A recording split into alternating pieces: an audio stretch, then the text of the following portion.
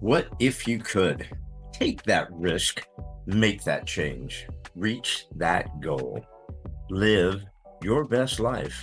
Welcome to another episode of the What If You Could podcast, where we get together with amazing experts and everyday people who share challenges, encourage healing, and explore the possibilities that life has to offer. I'm your host, Gary Scott, and I'm excited that you're along for the ride. Hey, everybody. Welcome to another episode of the What If You Could podcast. And my wonderful guest today, I've been pestering for the longest time, and she finally gave up and said, all right, I'll come on. So, Tracy Slepcevic, how are you? I'm good, Gary. How are you doing? Oh, I'm so sensational. I'm so happy that you're here. Thank you for having me. I appreciate you letting me pester you And like thank you for your patience. you're busy, and we're going to get into why right now. So I'm going to go ahead and read your wonderful intro real quick, and we'll get cooking if that's okay with you. Sounds good. Awesome. All right, everybody, we have Tracy Slepcevic is a certified integrative health practitioner, speaker, and Air Force veteran, like my son, who's currently serving. She is a best-selling author of Warrior Mom, A Mother's Journey in Healing Her Son with Autism, and the founder of Autism Health, a 501c3 nonprofit organization, as well as the amazing and world-renowned Autism Health Summit. She is educated in the field of complementary and alternative medicine and has dedicated over the last 16 years to researching various treatments and therapies for individuals with autism spectrum disorder and an absolute bulldog. I put that in there at the end. That really didn't say, I added that at the end. So, hi, Tracy. Well, hello. I'm so happy to have you here, and there's so much to get into, and I don't want to waste any time, but I do because I'm contractually obligated by myself to ask the what if you could question. So, Okay. Tracy, since for the What If You Could podcast, have you ever had a what if you could moment? Is there a what if you could thought that you'd like to share with the gang? What if I could, hmm, I'd say change the world, but I am, right? That is awesome. And the reason that you are changing the world is, I mean, it started obviously with your son Noah, I and then did. from there it went to the amazing book, which is over my shoulder, which has got 500, highlights and dog-eared, and I've gone through it a bunch of times. But there's so much more than the book. Right. I mean, when I went to Autism Health website, I was surprised there wasn't really anything that much about the book. There's so much other stuff you're doing. Why don't you tell us what you're doing and how you got here, Yeah. maybe? Well, gosh, you're right. There's so many different things. So, yes, there's the book. So I wrote the book to inspire parents on their healing journey with their children on the spectrum or with any neurological disorder.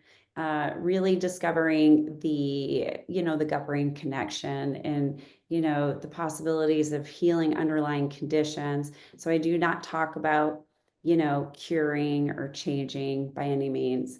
But a lot of, our neurological issues, and that's across the spectrum, not just autism, but, so many things that are neurodegenerative and, that affect our brains is because the gut is connected to the brain. So when you heal the body and you heal the gut, you inadvertently heal the brain and people start to function better. So when I wrote the story was because of my own beautiful journey with my son, which was very spiritually led, God led. I feel like God sent me angels when I was just like ready to put my head through a wall. And and it was beautiful. It was all beautiful. I thank God for the broken road. I truly do. And it gave me purpose. So at some point, the one thing I always wanted to be was a mom. So then I became a mom. And then this poor child who was actually very ill, if you think about it, those underlying conditions, and as a mom, didn't know any better because they don't give you a guidebook for that. So a part of my book is also a guidebook. It's a story of inspiration, how my husband and I literally, we lost his business, our house went into foreclosure, all these different things as he was fighting big insurance. And, I had surgery that year. I had two surgeries. Noah was diagnosed with autism. I'm telling you, if it rains, it pours, it happened. But as soon as my naturopath, and it's funny because I just got off the phone with him. We still have a great relationship to this day. He was walking down the hall and he saw me as I was going back to the office because his office was adjacent to mine. And he reached out and he's like, "Well, what's the matter?" And I said, "Well, Noah was diagnosed with autism." And he backs up for a second and he looks at me and he says, "Noah will be fine. You need to go home and you need to do your research because kids are making great strides with biomedical intervention." And I was like, whoop, there's my fork in the road. You have your decisions to make. And, I could have wallowed in my own self pity. Woe was me, my kid has autism, or suck the tears back up and get to work. And as I was raised, if I had $1 for every time my mom said, suck it up, I'd be pretty wealthy right now. So I wasn't allowed to do that growing up. So I chose not to do that. And I almost like, so it's almost like I ran home and I just started doing my research. Back then you could do Google searches in 2008 and 2009. And you could get some pretty good feedback on that. But today I wouldn't really recommend it. um, you're going to get something totally different. I do have a great Substack with some really great articles for people who, the questions that go off, other than my book. So instead of writing another book, I just write Substack articles. So I absolutely love it because it gives me an opportunity to get that out there, for people. And so anyway, I was going to conferences. I was learning as much information as I can about healing. And, may I mind you, at this time, we didn't have any money. So I have so many parents that come up to me and they make excuses of, well, I don't have any money. Well, it doesn't take money to eat real food, first of all. If you can pick it, pluck it, grow it, skin it, you can eat it. So that doesn't take money. And get rid of the processed foods. Believe it or not, those cost way more money. And beyond that, was to really inspire them because in regards to the treatment side of it, and then finding a good functional medicine doctor. I bartered with the doctor and lowered the payments. I was able to make payments, and I bartered for treatments. I did marketing for a hyperbarics company. But I was determined. I'm like, listen, I will work your front desk. I'll scrub your toilets, whatever you want me to do. And I created it. So what I tell parents first and foremost is to set a clear intention of what it is that you choose to create. And I know it sounds really hard, but it's very simple. So in that day, when Dr. Burka came to me and said, no, it would be fine, deep down to a cellular level, I felt, no, it would be fine. No neurologist, no doctor. And they all told me, I needed to prepare that Noah's going to need care for the rest of his life. And it was like, wah, wah, wah, wah. And it went through one ear and out the other. And I paid no attention to it at all. Um, and then, as Noah started so with just clear diet, Noah really started to talk. And he had lost his speech. After his 1 year well baby visit, he had lost his speech and some motor skills and some cognitive function, and he started to regress. And I didn't know what to do. Pediatrician was like, that's normal. I'm here to tell you it's not normal. If your intuition, your parent intuition, your motherly intuition, whatever you want to call it, that's God speaking to you and telling you something's wrong. So listen to it. That's the most important thing, is to listen to it. So I, like, all these alarms kept going off and I'm like, okay. And then as I kept going back and the pediatricians were like, well, that's normal and that's normal. And that, I was told that when my son got measles from the vaccine, that was rash when it was actually the measles. And so, and by the way, that was normal. Um, So all these different things, but I just I didn't listen to the chatter, but all I heard was that my son would live a normal functioning life. And I just had to do my work. And that was really all I heard. So everybody else, this stuff just rolled off my back. I didn't really take it into consideration. And back then I had to learn myself. I had nobody to guide me, nobody to direct me. I didn't know how to manage schools or IEPs. I didn't know what to do in regards to functional medicine. I didn't even know what biomedical intervention was back then. So these were all things that I had to learn, and I had to learn fast. I had to get my PhD overnight in how to heal my kid, right? So that led to my son becoming very functional. Today, he is, next month, he's 20 and he's fully functioning. He works, he drives, he travels all on his own. He's actually traveling to London and Japan this summer on his own. Um, and I was so, well, I was proud and excited in one hand, and then I was like, ugh. On the other hand, he got into an accident on Saturday. He was driving through to get gas, and this lady opened her door and he hit it. And he stopped. He took a picture of her driver's license, her insurance card, pictures of the accident, everything. And I'm like, huh. I'm like, did you get this? Did you get this? He's like, yes, mom. Yes, mom. Yes, mom. And I'm like, wow. And then I get a text from my insurance company because I was out of town.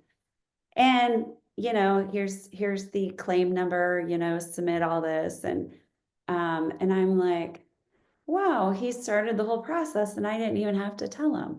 So I'm like, I must have done something right. So You he's must have done, doing but great. you're making it sound so easy. But Totally not if easy. you, but if you read the book, and what I love about the book is you tell your story of you Yeah. and Noah, but then you go into a lot of the medical aspects of it. And then you go into another part where it's all the healing and the diagnosis. And so it's really cool. The entire book is not just your story.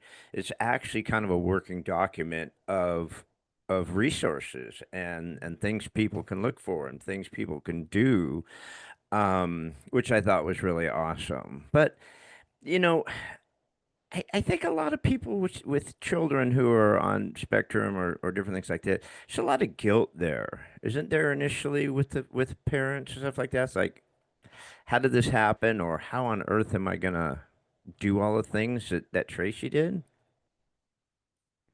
Well, those are two different questions. There's guilt, yes, and you can feel guilty for something that was completely out of your control, or you can make a different choice and just choose to move forward on the healing side. Now, the other question is, are you willing to do the work? Because that wasn't an overnight process. And I do have some parents that look for a one size fits all, and there isn't. I'm here to tell you there isn't. Um, and then I have those parents that will do whatever it takes. They will go the distance, they will travel near and far, they'll break all the rules. They'll step outside the box and they will do whatever they have to do to heal their child or heal their underlying conditions, so they could function. And the number one thing it was to get my son to a functioning state. It wasn't to really change him or fix him or anything. And so that was years of work and still to this day, so Noah wasn't fed sugar and candy and gluten or anything growing up. So when he got older and he was functionable and he started to work, he started to eat whatever he wanted. And he's like, oh, well, there's all this good food that you never gave me. I said, because it's not food, so I didn't give it to you. But then we struggled with obesity, which is terrible. And, the preservatives that are in food that make kids addicted, the artificial colorings, a lot of that's coming out. And so last year, Noah was severely obese. And, I would have these come to Jesus moments with him. I'm like, Noah, I just want you to be healthy. That's it. I want you to be healthy. I want you to live a long life. I don't want you to get diabetes because you're knocking on the door. And, we're still trying to get him past that insulin resistance. He is very carb hungry. And so we found him a really great trainer. And slowly he listens to his trainer in regards to like calorie counts. So I'm not a calorie count person. I'm like, you should be able to eat what you want to eat, but it should be healthy. So Yeah. I'm Well, I like, think, but what you guys did though, I mean, when you initially received the diagnosis, and then you went down the rabbit hole, which wasn't as easy to do back then, or maybe it was cleaner back then. The internet was a little bit cleaner on this stuff because the a lot. pharmaceutical companies weren't fighting it as hard as they are now. But I mean, so you literally went home and just said, I'm dumping everything. Oh yeah. I mean I that did. I cleaned out not all my everybody's willing cabinets. to do that. So as soon as I read, it was Jenny McCarthy's book, Louder Than Words, I cleaned all my cabinets out of like gluten-free food, any bad foods, so on and so forth. I put it in a pantry that we had in the garage, and I told my husband and daughter, if you want that stuff, that's there for you. I would prefer you eat what we're eating, but if not, it doesn't come inside this house. And Noah was a toddler. He was only 3.5 years old. And so to me, it wasn't a big deal to, you can take candy from a baby. You really can. So it's a lot easier. And back then we didn't know, or I didn't know as much about food dyes and artificial colorings and, what different preservatives do to you. Glyphosate, that's in everything. I don't even know if organic was really a big deal back then in 2008 and 9. So not sure. I remember some things, other things I don't. So I wrote my story of what I remembered. But today, Noah works with a trainer. He's lost 50 pounds in the last year. Yeah, it's night and day. And he's like, Mom, baby steps. As soon as I'm like, you're not drinking diet soda. And I'm here to tell you, if you don't know, diet anything is usually full of aspartame or sugar-free, whatever is full of aspartame, and your body still recognizes it as sugar. So you're going to produce insulin, your insulin levels are going to go crazy, you're going to become insulin resistant. So this is now he's like, diet soda. And I'm like, no, let me just tell you about diet soda. I mean, if it So says fat free or low fat or sugar free, I mean, fat-free, low anytime you fat, see that stuff means like more that, sugar, less fat. So whole exactly. fat would Yeah. be Anytime whole you fat. see stuff like that, stay away from that stuff because it's like you can eat an entire box of Edamons, whatever, because it says it's sugar free, fat free, whatever. But the stuff that's in it is absolutely insanely, you can't even read half of the stuff, let alone, and like you said earlier, the gut is just so crucial. It's like our second brain. I mean, the gut is so crucial to our bodies. Um, I've read a lot about the leaky gut syndrome, and it's not just, kids on the spectrum or autism. I mean, we all, just because of our diets and the pharmaceutical stuff, we all need to be aware of things like that. Yeah. So, if I always say if you can't understand the ingredient or you don't know what it is, especially if it says natural flavors. So in the United States, we are able to mask many things like monosodium glutamate, MSG, as natural flavors, and that's a flavoring. And it's addictive and it could cause neurological issues. And, so natural flavors could be anything, just about. So if it says natural flavors, and so many things say natural flavors, just take note that it's not natural by any means. And that word shouldn't be thrown around. But we, really just it's all about eating real food. We all, to some extent, have gut issues. Then there's parasites. Do we have issues with parasites? Most of us do, because at least once in our life we've come into contact with parasites on our food, or however that might be. If you eat sushi, I don't eat sushi, but if you eat sushi, and Noah doesn't either. But I know my husband and my stepdaughter does, and it's like, please stop eating sushi. Um, it could be anything on there. So you really have to look at everything as a whole, not just other things that you're shoving into your body. And it's so you have these kids, and people are like, well, why do some kids regress and some don't? And you have kids with pre-genetic conditions like MTHFR, mitochondrial disorder, all those different things, compromised immune system. So their bodies and systems are unable to fight off certain viruses or infections. So imagine if you had a whole bunch of viruses shoved into you all at once. And what would happen if your body couldn't fight off or get rid of those viruses? Because if you have MTHFR, and most kids with autism do, um, your body doesn't methylate properly. So, and if you don't methylate properly, you're not going to get rid of toxins as well as most people. And same thing with mitochondrial dysfunction.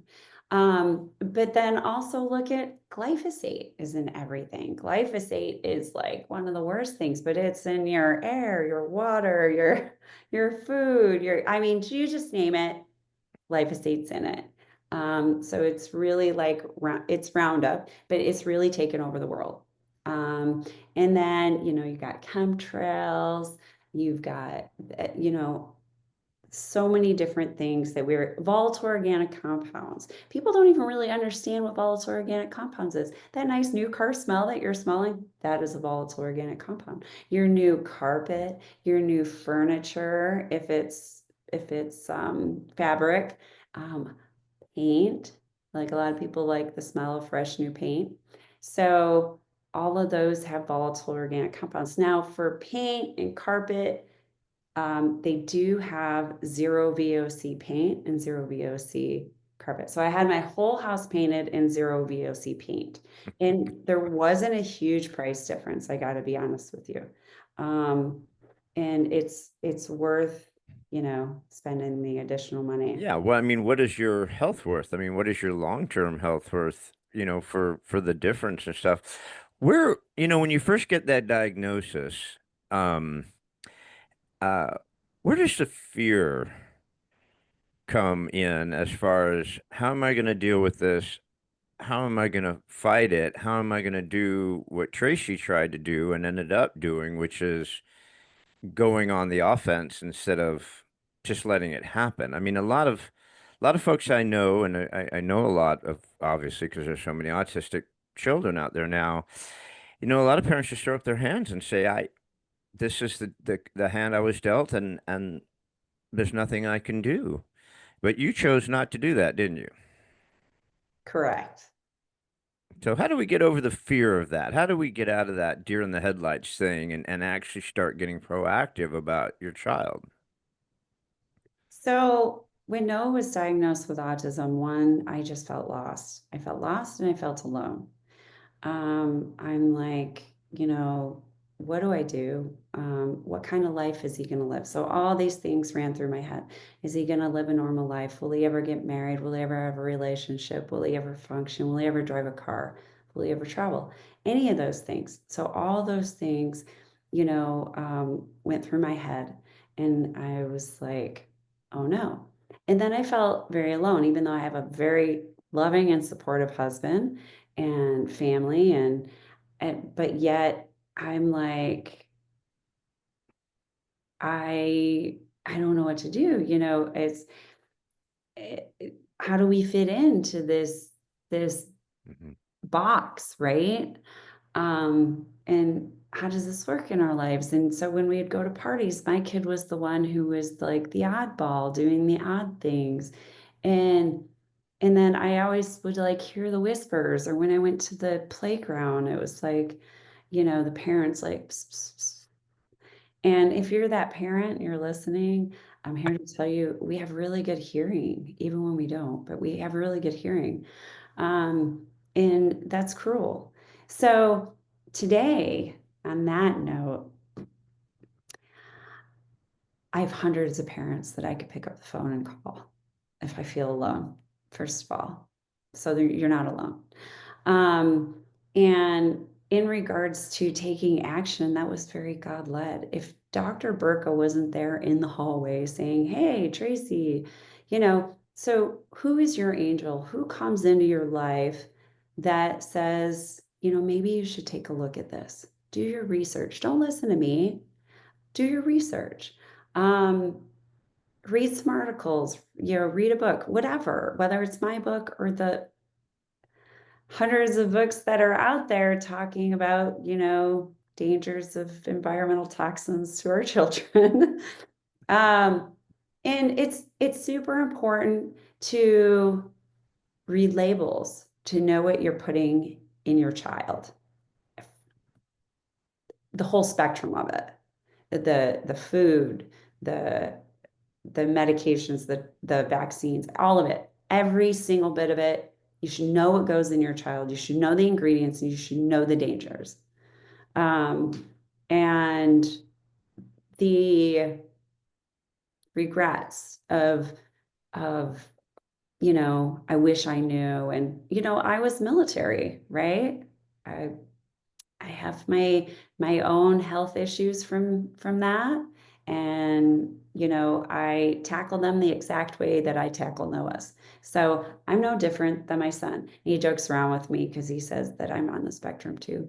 Um, But it's it's because tough to talk to parents, though, isn't it? I mean, it's uh, such a tough topic. I mean, if you if you know that there is hope for some recovery, right? Like you say in the book, I mean, everyone's different. Not everyone's going to get the same amount of recovery as Noah, um, but you'll see recovery. I mean, how do you talk to parents with autistic children and say, guys, you at least got to try with the diet? You at least have to try changing the diet. You need to at least try to address what you're putting into the child, without coming across as being an overbearing jerk. um, the one, I speak from a space of love and genuine concern for all humanity, not just children. To look at what goes into your body. So I come from that space, and I inform them.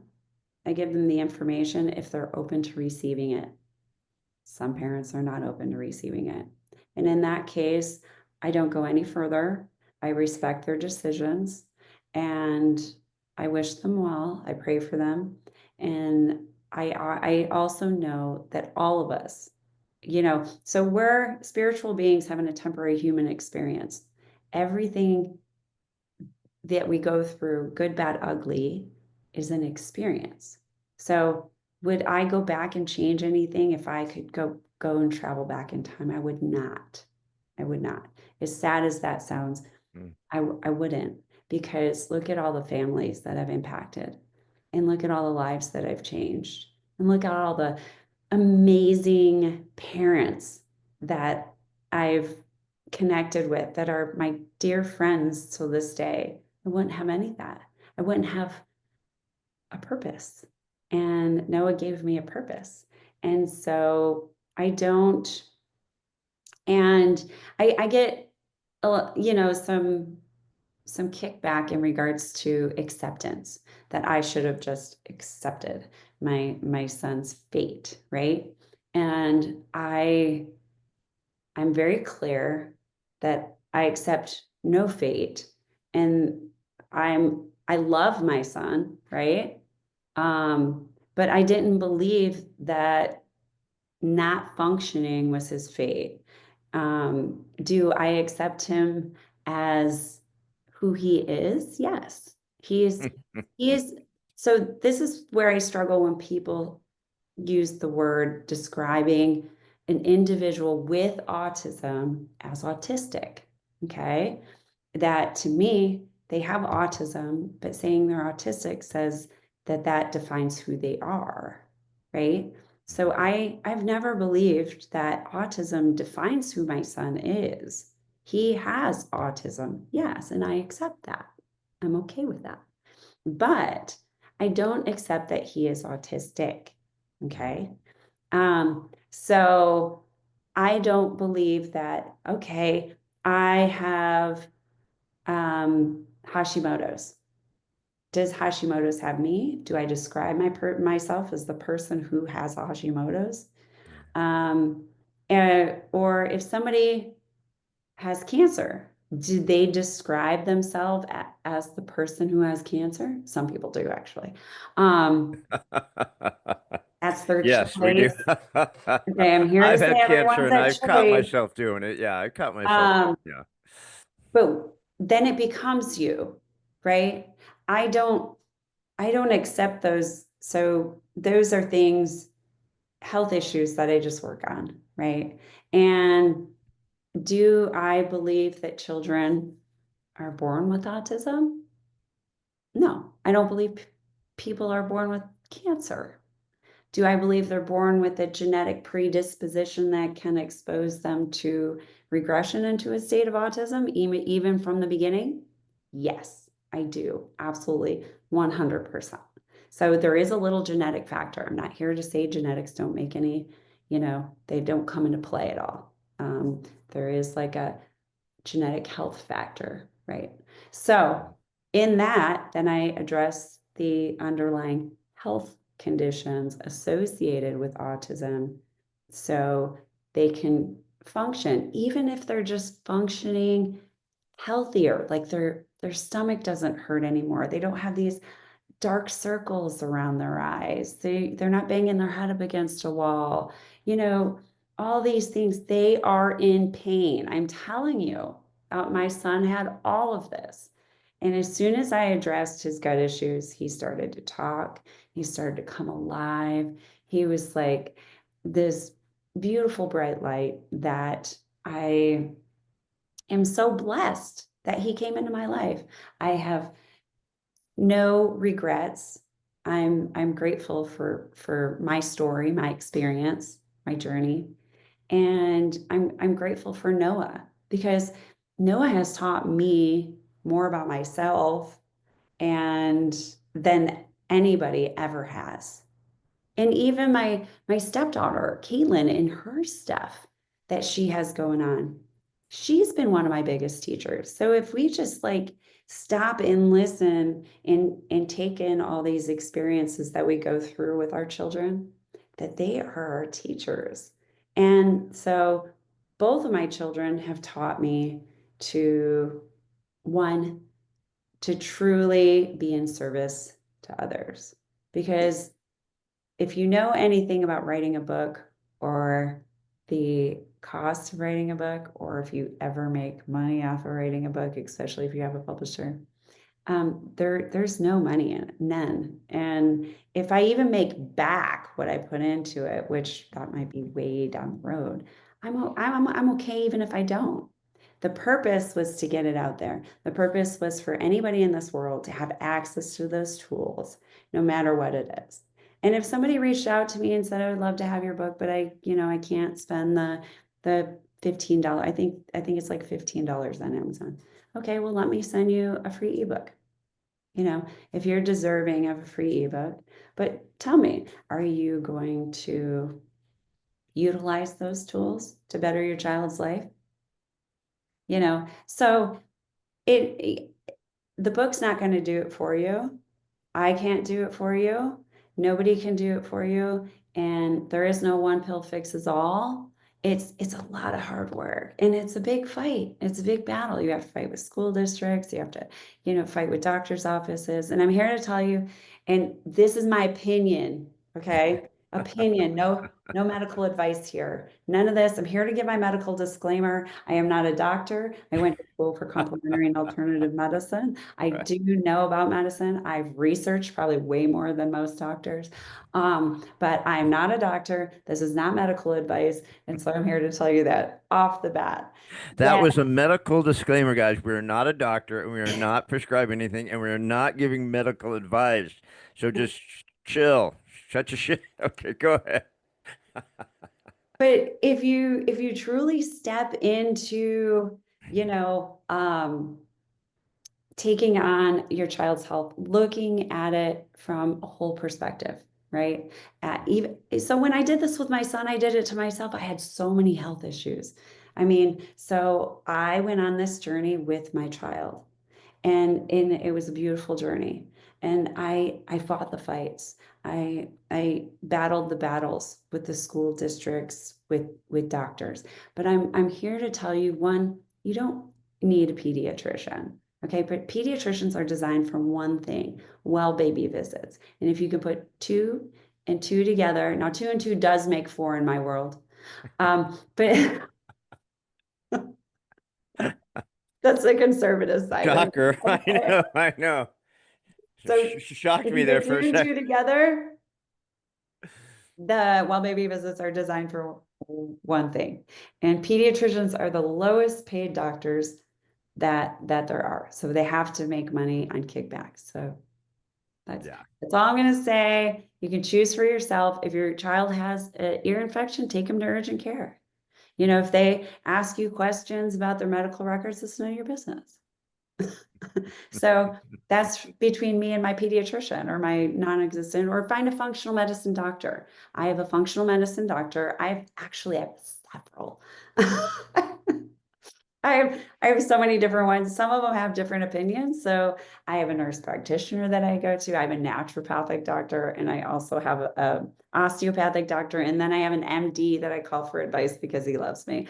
Um, and so it could be one, it could be all, but if their number one thing is to do no harm and to truly know and give you informed consent, um, that's my recommendation. Those are usually functional medicine doctors, not always. The MD You that know I that work with, he is an that emergency room doctor, but that he's comes back to the fear though, like I was talking about earlier. Because if you're a young parent with your first baby, doctors are gods, right? I mean, we just do what the doctor tells us.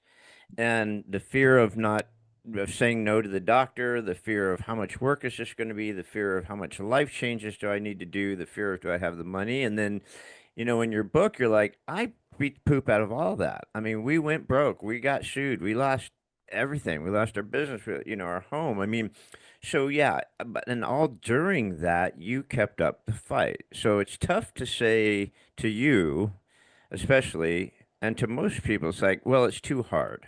I can't do it. I can't fight the doctors. I can't fight the school system. I don't have enough money. Because you fought every one of those, right? did. I Yeah. did. And even when it like Noah went into middle school, and we were in a legal battle with the school district and how they were treating Noah. That one day my husband just came home and he's like, you know what, honey, you've always wanted to move back to San Diego. Let's go. So I within 2 weeks, 2 weeks, I had everything packed. I had found a place to rent, and we were gone. I love it. Gone. I love it. And where there's some like, I mean, I had to pay like penalties on leaving my rental early, whatever, but I didn't care. So we moved into a new place, a new school that treated Noah very well, and at least until high school and the indoctrination came along. But that's a whole new Ah, episode, right? God. The other thing you talk about is the dreaded OPO. The dreaded OPO, other people's opinions. It's like, oh my gosh. Other people's opinions can just completely freeze you, right? I mean, if you really give a poop about other people's opinions, they could really set you back. I mean, you got to fight that too, right? You just have to let that go off your back, right? So as my mom has always said, opinions are like a-holes and everyone has them. I've heard So, it both ways. I've heard it noses and a-holes. I've heard it both. yeah. So if you just let it roll off your back, they're entitled to their opinion. And you know what? When people fire back at me, if they don't like my article, they say this or that, you're entitled to your opinion. And I honor that. I honor the lower vote. Okay. I honor your opinion. I do. Yeah. Absolutely. Even when I write my articles, I do it not from a space of being angry or vindictive or anything. I write them from a complete space of love that anyone would be open to reading it.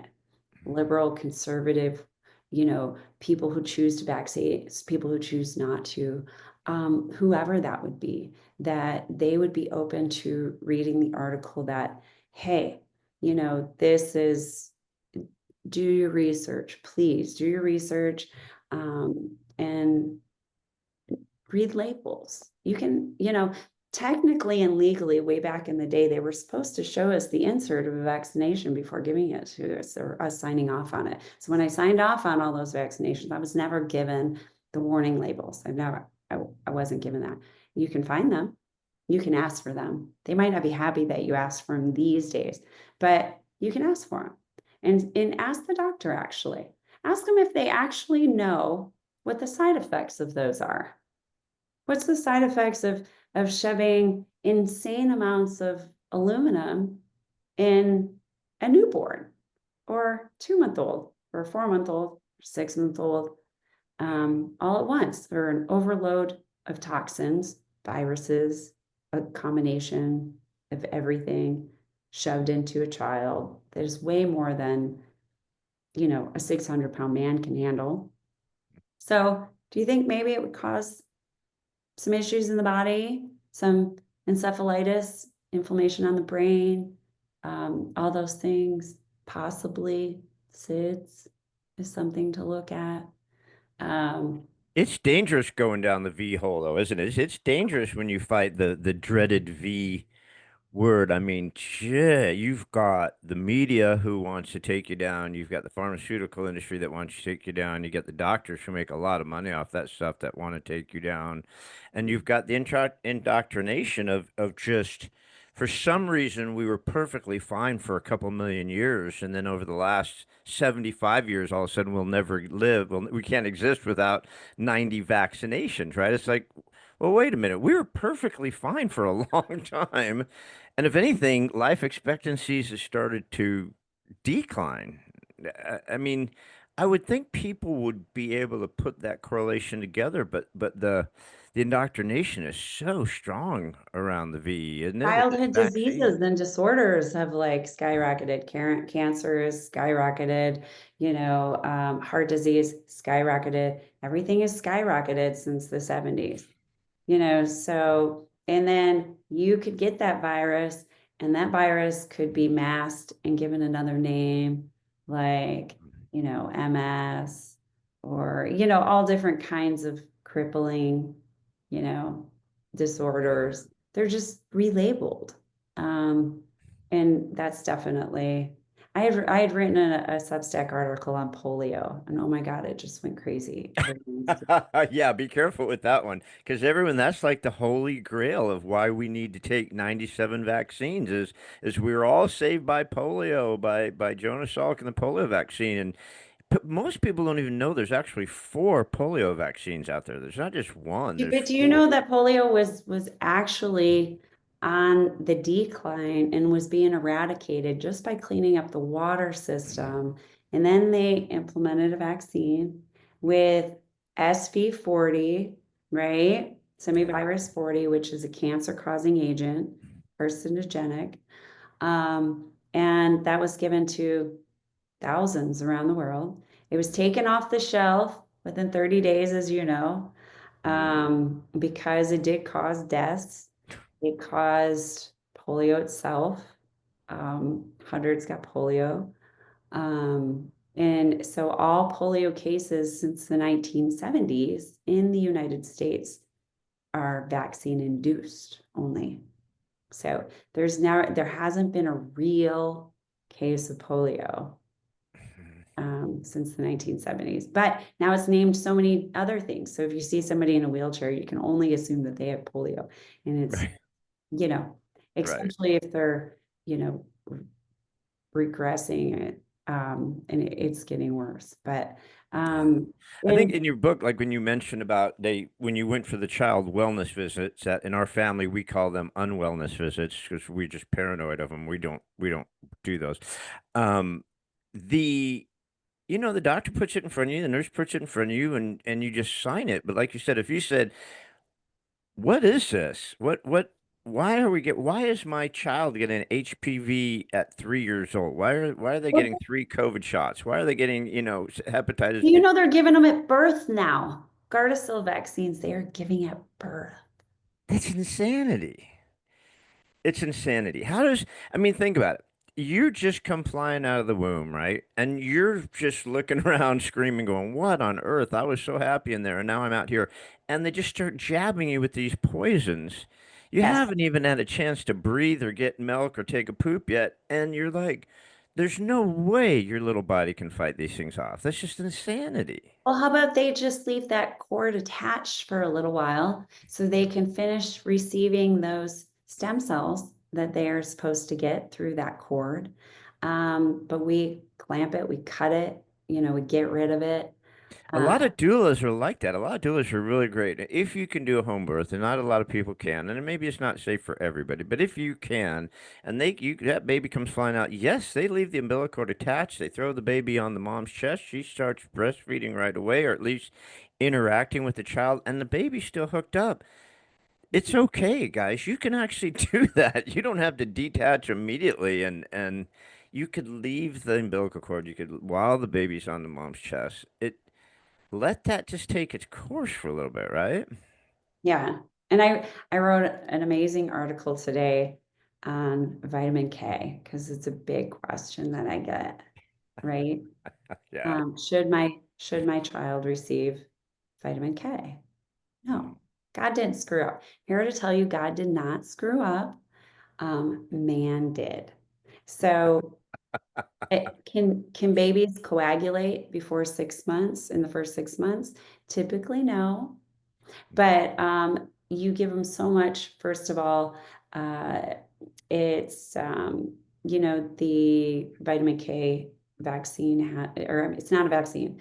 The vitamin K shot has Yeah. aluminum in it, um, and it's more so it thickens the blood. And then if your child is able to receive those stem cells from the umbilical cord, or their bodies are born with a lot of stem cells. But what Mhm. happens if they're it's moving through sludge? Do you think and it's only 1 in 40,000 cases of cerebral hemorrhages, um, as to where they would need a little excess vitamin K. But what about when the mom's eating, getting natural vitamin K, or what she's eating when she's breastfeeding, getting that natural vitamin K. But God didn't screw up. Their babies are born with no vitamin K for a very specific reason. Yeah. And we don't need to thicken up their blood. It's not necessary, and to shove a bunch of neurotoxins in them.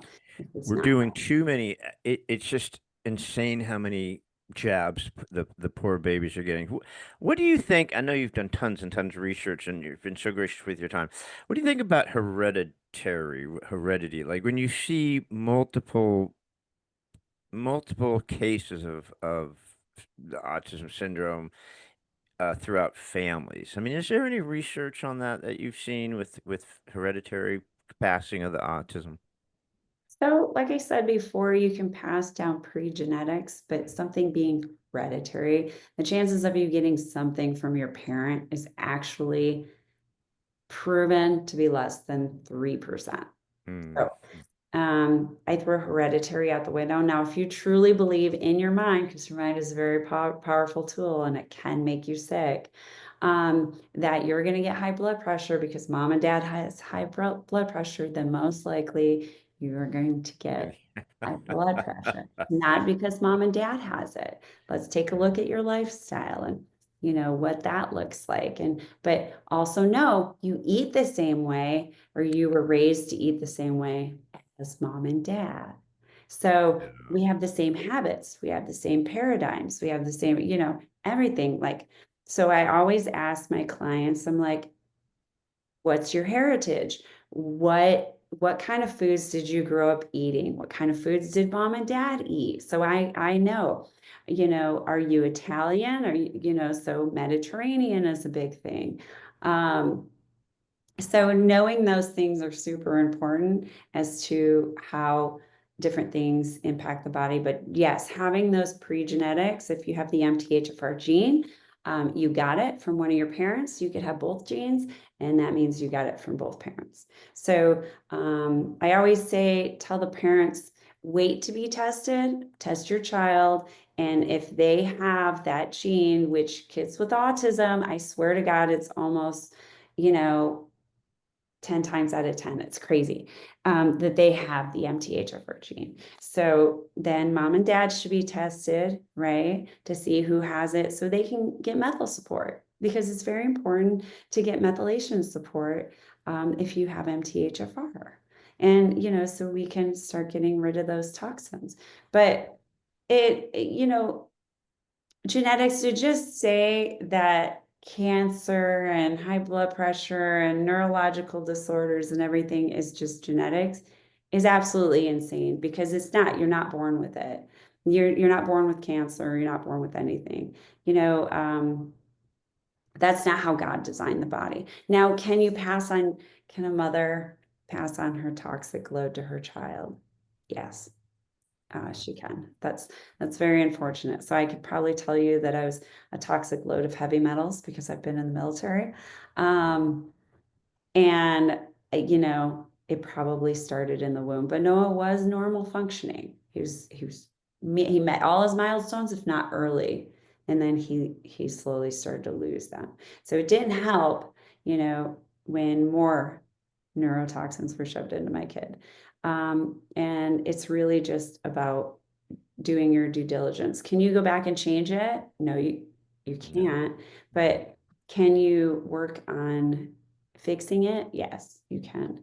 What Um, do you tell families who their first child is autistic, and so they say, "Well, we cannot have another child because we're afraid that our second child will have the autism syndrome symptoms also."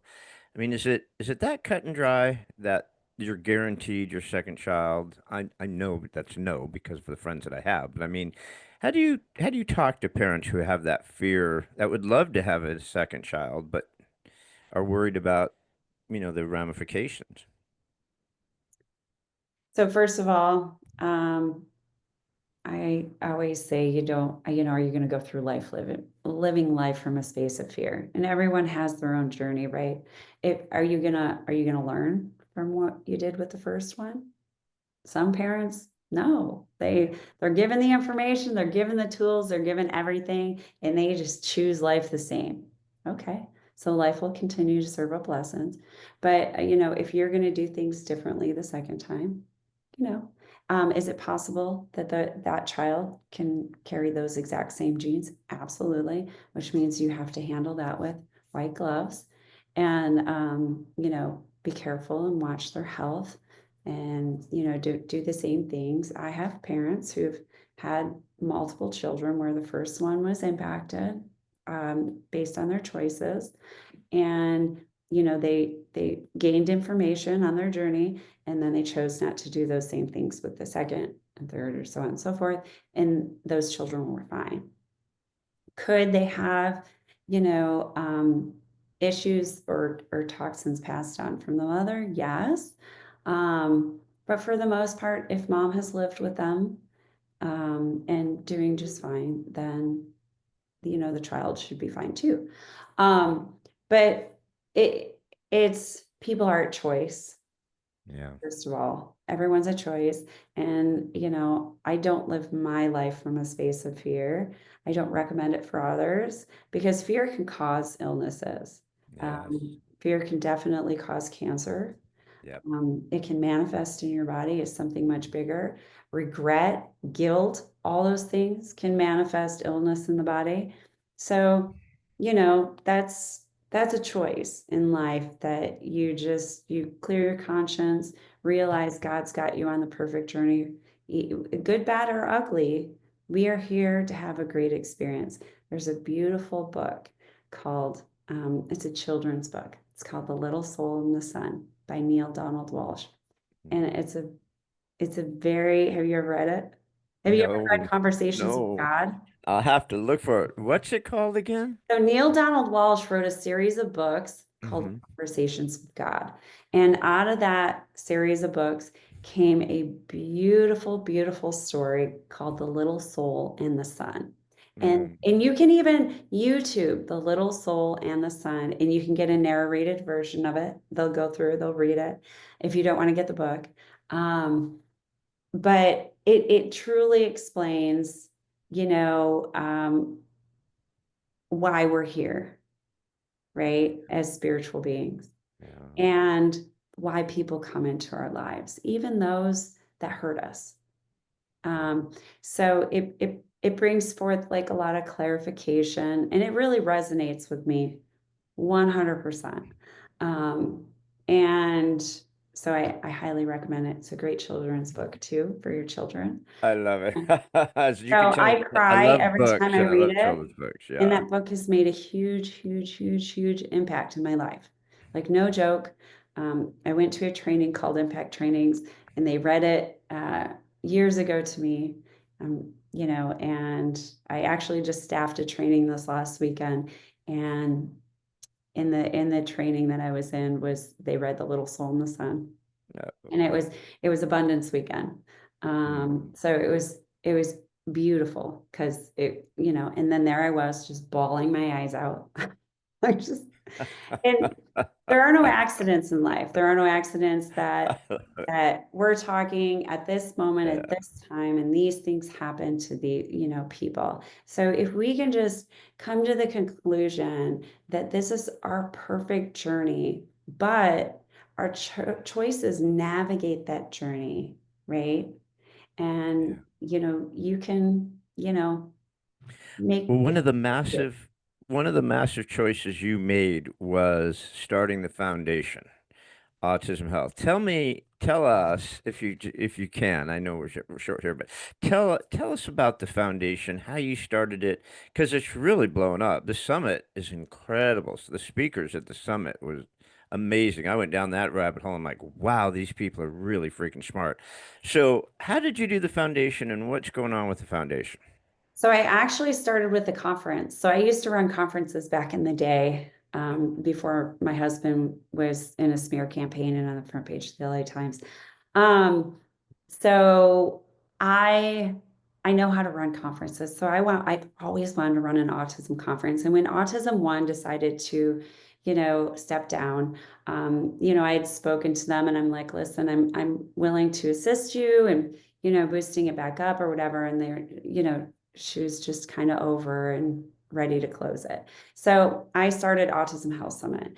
And the first year, I wanted to provide scholarships for parents who didn't have the additional funds to go. So I would allow them to apply for scholarship.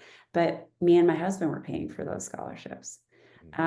So about $30,000 out of our own pocket came out of the first conference. And I said, you know what? It would be great to just turn the educational piece into a nonprofit organization that serves in supporting families impacted by autism for education and also for research. So I have some of the best scientists, doctors, as you know, from all around the world, that speak at the conference.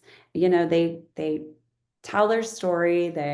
And they give information. But me, I'm not. I don't want to sit in the past, and I don't want to, wallow on what did happen. I want to fix it. So I really am a solutions girl. So the conference was for solutions. Will you learn about what's causing health problems in our body? Yes. You will learn a lot about that, but you also learn about a lot of, the biomedical intervention, the diet and, supplementation and, different things, different treatments and therapies that have made a huge difference in this community. So I I truly created it for that.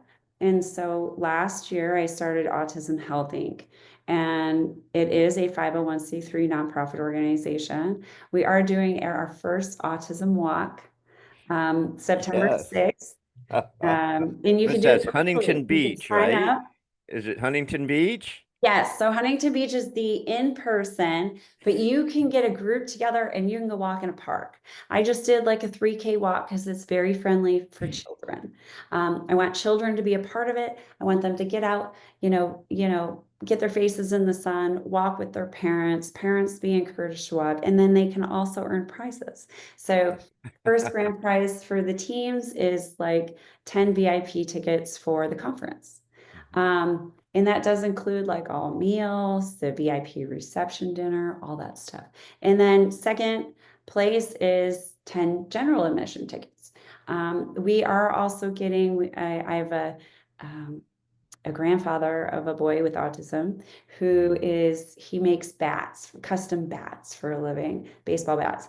And so he's going to make all these custom baseball bats for Ooh. the autism walk. But what he's going to do is I've already talked to Bobby Kennedy and to General Michael Flynn, and they're going to sign a bunch of baseball bats. Yeah. So for like the first place, winners, the first place top fundraiser will receive one each. They'll receive a bat I from. want a Bobby Kennedy signed baseball bat. So sign up to walk. You can walk wherever. I already Um, printed it out. oh, I love it. So it's fun. I just really wanted people because I believe community is big. And if you come to the in-person, we'll have a bunch of vendors. It's all like kid-friendly games at each vendor table. We're gonna have a face painter. We'll probably have a balloon person making like different balloons. And it's a beautiful walk. There's a nice little lake at Huntington Beach Central Park. So we're gonna we'll walk by the lake. There's playgrounds there. There's duckies everywhere. It's just a lot of fun. So it to me, and it's to create awareness, one, to also assist with paying for those programs and those scholarship programs. We're also going to start this month by doing our webinars.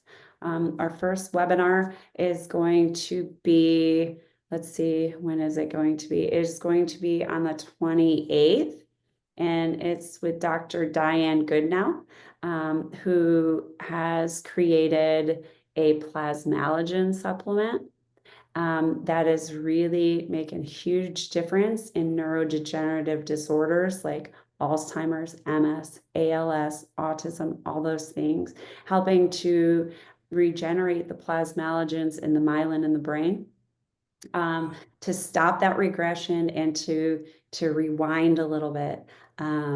It depletes the white matter in the brain, which is, where those problematic areas are in the brain. And what he's doing is just phenomenal. So Wow. we're going to be doing our first webinar. That's And awesome. Well, there's also parent counseling, there's like parent yes, coaching, there's tons of resources there for so you parents can because fill out an application to receive, you get a free coaching sessions. So you'll be assigned a parent coach, and um, there's so many different. So we're going to also start come next month, like a parent group webinar as to where parents can get on, they can ask other parents questions, they can just talk. It's kind of like a tea talk, right? all Um, the resources that you didn't have when you went down this rabbit hole years ago, right? I yep. mean, you're giving the people the resources that you didn't have, and that's amazing because it's an awfully scary feeling, and you definitely feel alone, right? I mean, you just feel kind of helpless. It's great that you've created this resource with Autism Health that people can go to. Yeah. Yeah.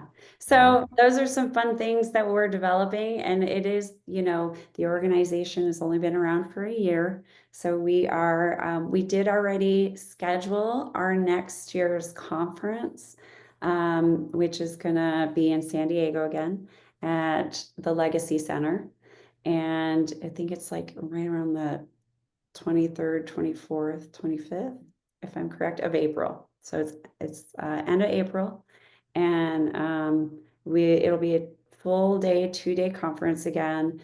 And then the third day in the morning, because I like to give extra vendor time, we're going to have after morning prayer, we will have a parent panel.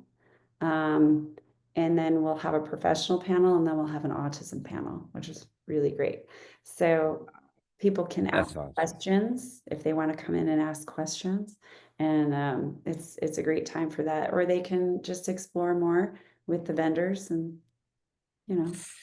Well, your timing is awesome, kiddo, because as we see, I mean, the incidence of autism is just skyrocketing, and parents are at their wits' end, and there's never enough resources. And thank God, maybe we have someone who is actually in the government who actually cares and could do something, which is Bobby Kennedy. If they just take the handcuffs off him and just let him go and clean this up, maybe, right? I mean, he's trying, but wow, is he fighting some evil? There's a lot of money against him, right? I mean, so he's got a battle on his hands. So we can He's only fighting pray that both he, sides. Either yeah, he's not doing it quick enough or, it just so my heart goes out to him, from as a personal friend. I'm here to tell you that his intentions are pure. yeah. He really does care about the kids. He didn't want to step into this. Um, Moms like me were banging down his door, please help us. And after he read a lot of data, he couldn't turn back. So, he stepped into it. He created Children's Health Defense, started speaking at rallies, and he was always at the Capitol with us as we were fighting, against the mandates. And he's a genuine soul. He's God loving, and it can't be done. Rome wasn't built in a day, and it can't be done overnight. And everything he does, he truly is all about research, but the proper research. So what we don't realize is that there's never been a proper research study on any vaccine ever created. There's been no placebo testing, no. So yes, their placebo is the old vaccine that was FDA approved. So, um, so real testing, he's all about real testing. He's not an anti-vaxxer. I mean, I might call myself one, but he's not. He clearly states, I really think He's not, okay? Let he's it not. go. God, He's people, not. let it He go. just doesn't want all these neurotoxins shoved into kids. He wants a safer, more effective. So we talk about safety, but what we realize is they're not effective. So Yeah. when somebody's getting the virus from the vaccine, that's not effective. Well, No. how effective is I mean, that? if someone told you that every year you had to take a flu shot, right? So you go, okay, I'll take a flu shot every year, which I've never had in my life. But you go, okay, I'll take the flu shot. And then they came back in a couple months, go, well, you got to take another one. And then they go, come back and take another one. And then you got to come back. Now there's a booster. It's like, wait a minute, I thought I only needed one flu shot. Now I'm up to eight. It's like, maybe that will tell you the first one, the second one, the third one might not have been real effective, right? You need a So booster. I'm a personal example. I was in the military. Every year you Yeah. are mandated to get your flu shot. And Yeah. every year, like clockwork, within a few days, I would get the worst flu, fever, chills, nausea, vomiting, you name it. So one year I questioned, I'm like, my supervisor's like, you didn't get your flu shot yet. And I'm like, well, I get the flu every year. I don't really understand why I need to get it. And I got written up for that one, believe it or not. Well, my son's in the Air Force, and when he and I had the sit down about the COVID vax, right? And we're all like, Jack, just don't do it. And you're gonna go, well, kick me out. I go, don't do it. Come home. Well, I don't care. Don't do it. Don't do it. And he goes, Dad, listen, when I got in, I just walked down this gauntlet and like they just went wham, wham, wham, wham, wham, wham, wham, all the way down this gauntlet. He goes, I've had so much crap. Every time I have to go overseas, they jab me with more junk. He goes, I don't think this one's going to do anything. He goes, I'm doing it. And so he did it. But like you said, I mean, every time he had to go overseas and they jabbed him with more crap to go overseas, he got really sick. And it's like, it's kind of defeating the purpose, right, of all this. But yeah, we can go down this. How smart is it to give? So I think now our military receives 17 vaccines when they first go in, and that's typically all in one day.